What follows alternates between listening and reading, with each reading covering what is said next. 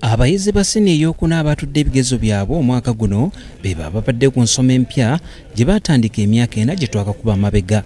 Tugenza okutuuka olunaku olwaleero ng'ebibuuzo bingi okuva eri abayizi ne bannannyini masomero kiki bagenda okuzzaako nga beegatta ku siniya ey'okutaano olw'ensonga nti n'okutuusa kati gavumenti tennamaliriza nsoma mpya abayizi bano gye balina okugoberera ku siniya ey'okutaano n'ey'omukaaga. Bwe tulaba abaana nga bamaliriza siniya ey'okuna tubadde tulowooza nti ekiseera nga kino twalibadde nga tulina okutegeera ku kiki kye tugenda okutandikirako omwaka ogujja nga tetunnaba kuggalawo olusoma luno.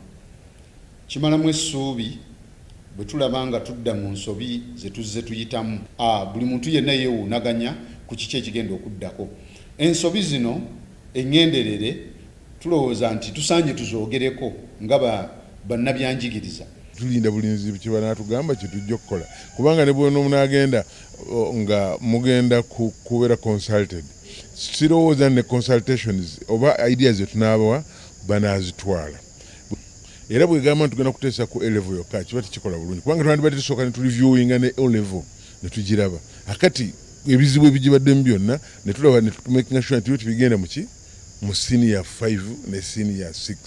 Okusinziira ku minisita omubeezi ow'ebyenjigiriza ebya waggulu Dr. Jesse Muyingo, abayizi ne bannannyini masomero ne basaanye okutya olw'ensonga nti kino gavumenti yakinogedde eddagala. Bwe tunala okulimaki nga tubifulumiza bajja kugenda mu senior 5 oba matendekero nga bulijjo bwe kibadde naye nga curriculum gye tugenda okukozesa tugiyise abridged curriculum. Kati twavudde tugamba nti katukole curriculum nga omwana bwe yasomesebwa mu O-level era bw'agenda okusomesebwa methodology gye twakozesa okumusomesa mu O-level gye tugenda okukozesa n'okumusomesa ne mu A-level. Dr. Muyingo agamba nti enteekateeka eno egenda kukulungula emyaka 5 nga gavumenti wemaliriza ensoma empya erina okugobererwa abayizi ku siniya ey'okutaano n'ey'omukaaga. Ng'ekitegeeza ki?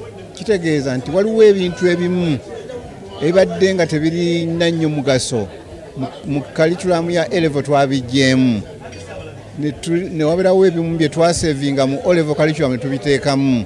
Kati eyo abridged curriculum ekyo kijja kubeera bwe kityo okumala emyaka 5 olwo ne review complete review ya curriculum ejja kubanga ewedde. Public tekyetaaga kupanikinga kubanga we are still in charge and in control.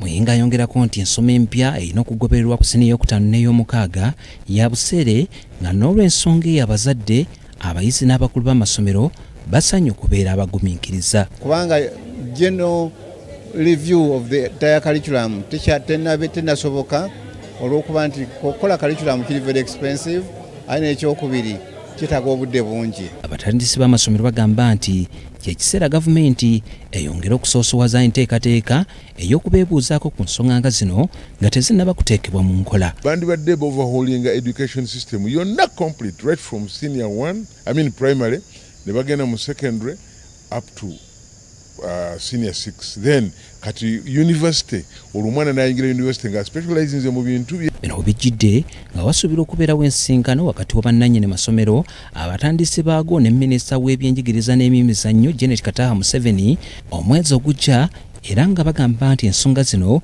baakuzimutera ku mmeeza zitunulwemu.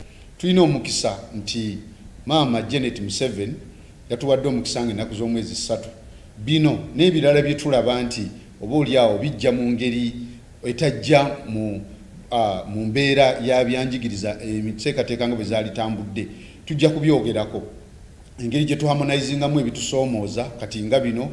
Joseph Seruwoza, BBS Telefina, agesigeka.